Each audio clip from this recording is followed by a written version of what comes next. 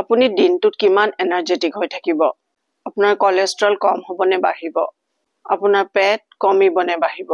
কামত আপোনাৰ কনসেন্ট্ৰেশন বাঢ়িব নে কমিব আপোনাৰ ব্লাড সুগাৰ কন্ট্ৰলত থাকিব নে বাঢ়িব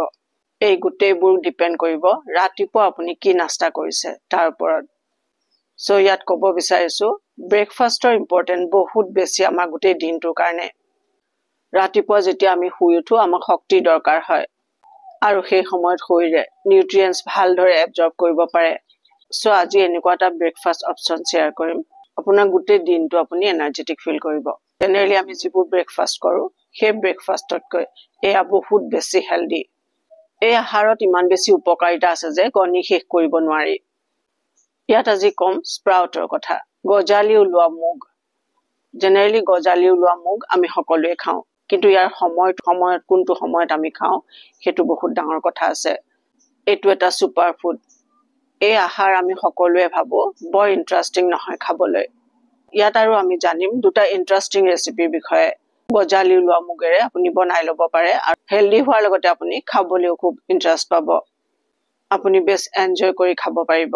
স্প্ৰাউটত প্ৰটিন থাকে আমি সকলোৱে জানো ডালিটো আমি প্ৰটিন পাওঁ কিন্তু কম্পাৰেটিভলি ডালিৰ প্ৰটিনতকৈ স্প্ৰাউটৰ প্ৰটিন সোনকালে শৰীৰত এবজৰ্ব হয় সেইকাৰণে আপুনি যদি মাসল বিল্ডিং বা ফেট লুজ কৰিব বিচাৰে তেতিয়াহলে গজালি ওলোৱা মুগ খালে খুব ভাল ৰিজাল্ট পাব এটো খুব লাইট হয় লগতে ইয়াৰ জৈৱিক শক্তি বহুত পৰিমাণত পোৱা যায় ইয়াত বহুত পৰিমাণৰ মাইক্ৰনিউট্ৰিয়েন্টস থাকে যি মাইক্ৰনিউট্ৰিয়েন্টস পাবৰ কাৰণে বজাৰৰ মাল্টিভিটামিন কিনা দেখা যায় এটা কথা জানিব লাগিব যেতিয়া বীজ অংকুৰিত হয় তেতিয়া এই প্ৰসেছত এনেকুৱা বায়োকেমিক্যাল চেঞ্জেছ হয় সেই বীজত থকা নিউট্ৰিয়েন্টস 20% পৰা 400% লৈকে বাঢ়ি যায় এটা ষ্টাডিৰ পৰা জনা গৈছে গজালি ওলোৱাৰ কাৰণে ইয়াৰ ক্যালসিয়াম 20% লৈকে বাঢ়ি যায় আৰু আইৰন 400% লৈকে বাঢ়ি যায় vitamin D zinc iron magnesium এইবোৰৰ নিচিনা ভিটামিনছ আৰু মিনাৰেলছ বহুত পৰিমাণত থাকে উইকত এবাৰ বা দুবাৰ যদি আপুনি এই নাস্তা খায় এই স্প্ৰাউট খায় তেতিয়াহলে আপোনাৰ জীৱনত মাল্টিভিটামিন কিনাৰ কেতিয়াও দৰকাৰ নপৰিব এটো এটা নেচাৰেল মাল্টিভিটামিন হোৱাৰ লগতে ইয়াত এনজাইম পলিফিনল ফ্লেভোনয়েডছ বহুত পৰিমাণত থাকে সায়েন্টিস্ট সকলে এই কথাটো কয় যে এই বায়োএক্টিভ কম্পাউণ্ডবোৰৰ কাৰণে শৰীৰত ইনফ্লামেশন কম হয় ক্যান্সাৰ সেলস মৰিবলৈ ধৰে ৰাতিপুৱা স্প্ৰাউট খালে দেৰিলৈকে ভোক নালাগে আৰু গোটেই দিন আপুনি এনাৰ্জেটিক ফিল কৰিব আৰু এই এনাৰ্জেটিক ফিল কৰাটো খুবেই দৰকাৰ কাৰণ ৰাতিপুৱাৰ পৰা আমাৰ সকলোৰে কাম আৰম্ভ হৈ যায় এই আহাৰ সদায় খোৱাৰো দৰকাৰ নাই যদি সদায় খাব পাৰে খুবেই ভাল নহলে সপ্তাহত এদিন বা দুদিন খালেই যথেষ্ট আমাৰ স্লিমিং ক্লায়েন্টসকলক সদায় স্প্ৰাউট খাবলৈ সাজেষ্ট কৰা হয় কাৰণ ইয়াত সলেবল আৰু ইনসলেবল ফাইবাৰ থাকে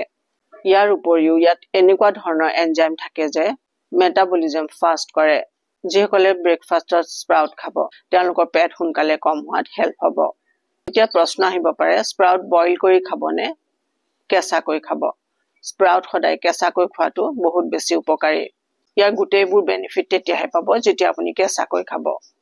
এটা কথা মন কৰিব ৰাতি খাব নালাগে ইনডাইজেশন হ'ব পাৰে আৰু দুপৰীয়া আহাৰতো আপুনি খাব পাৰে কিন্তু 4টাৰ বজাৰ পিছত আপুনি খাব নালাগে সেকেন্ড ইম্পৰ্টেন্ট কথা স্প্ৰাউট সদায় খোৱাৰ আগতে খাব আহাৰৰ লগত একেলগে নাখাব খোৱাৰ আগতে আপুনি স্প্ৰাউট খিনি খায় বাকি আহাৰ পিছত খাব পাৰে হেতুৱে আসলতে স্প্ৰাউট খোৱাৰ ভাল নিয়ম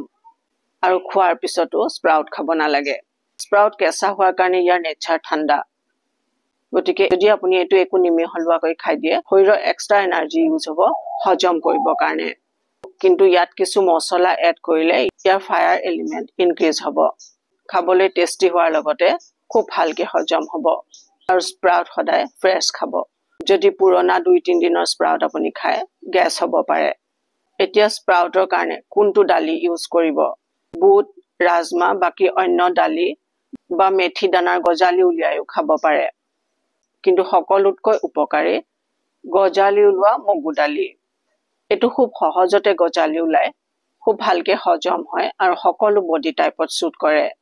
এতিয়া দুটা স্প্ৰাউট ৰেচিপি কথা জানোৱা হওক যেটো টেস্টি লগতে ইজি টু ডাইজেষ্ট হয় অলপমান গজালি ওলোৱা মগু লওক তাত একেবাৰে সৰু সৰুকৈ কাটি পিয়াজ দিয়ক ঠিক তেনেকৈ সৰু সৰুকৈ কাটি বিলাহী তিয়হ অকমান পিংক সল্ট দিব, অকমান ব্লেক সল্ট, অকনমান জালুক দিব, অলপমান গ্ৰেটেড আদা দিব, নেমুৰ ৰস অকনমান, ধনিয়া পাত আৰু অকনমান ভজা জিৰা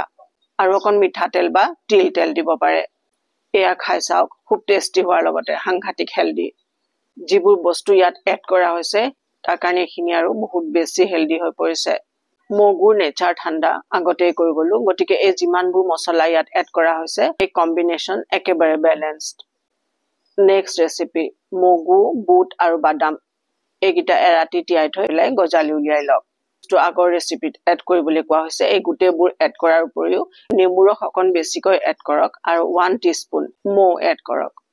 এই গোটেইখিনি বস্তু হেল্ডি ফেট আৰু প্ৰটিনৰ ভাল চ'ৰ্চ। এই গোটেইবোৰ ভালকৈ মিহলি কৰি ৰাতিপুৱা ব্ৰেকফাষ্ট কৰাৰ আগতে এইখিনি খাই ল'ব। আৰু যদি আপুনি অকণ বেছি পৰিমাণৰ খাব পাৰে তেতিয়া অন্য ব্ৰেকফাষ্ট নকৰিলেও হ'ল। আৰু ইমানখিনিহে খাব যিমানখিনি আপুনি ভাবে যে আপুনি ভালকে হজম কৰিব পাৰিব। ভাল বস্তু বুলি বহুত বেছিকে খাই দিয়াৰো কোনো দৰকাৰ নাই। স্প্ৰাউট জীৱন থকা আহাৰ আৰু সেইকাৰণে এইটো বহুত বেছি হেল্ডি। এইটো এটা নেচাৰেল মাল্টিভাইটামিন। ৰাতি নাখাব, আহাৰ কৰাৰ পিছত নাখাব আৰু আহাৰৰ লগতো নাখাব। দিনত খাব আৰু আহাৰ কৰাৰ আগত খাব, তেতিয়াহ'লে আপুনি ইয়াৰ গোটেই বেনিফিটখিনি ল'ব পাৰিব। চ' এইটো হৈছে পৃথিৱীৰ সকলোতকৈ হেল্ডি ব্ৰেকফাষ্ট। এয়া খাওক আৰু এনজয় কৰক। সদায় খাব লাগিব বুলি কথা নাই, সপ্তাহত আপুনি 2 দিন বা একেবাৰে নোৱাৰিলেও এদিন খাওক। আজিৰ পৰা স্প্ৰাউট বনাবলৈ ষ্টাৰ্ট কৰি দিয়ক। চ' আজি আছিল আমাৰ ইমানখিনি কথা হেল্ডি ব্ৰেকফাষ্টৰ বিষয়ে। ভিডিঅ'টো যিমান পাৰে সিমান শ্বেয়াৰ কৰিব, আনৰ হেল্প হৈ যাব। চ' খুব হেল্ডি হৈ থাকক, খুব সুখেৰে থাকক আৰু খুব সুন্দৰ হৈ থাকক। মোৰ শুভেচ্ছা থাকিল।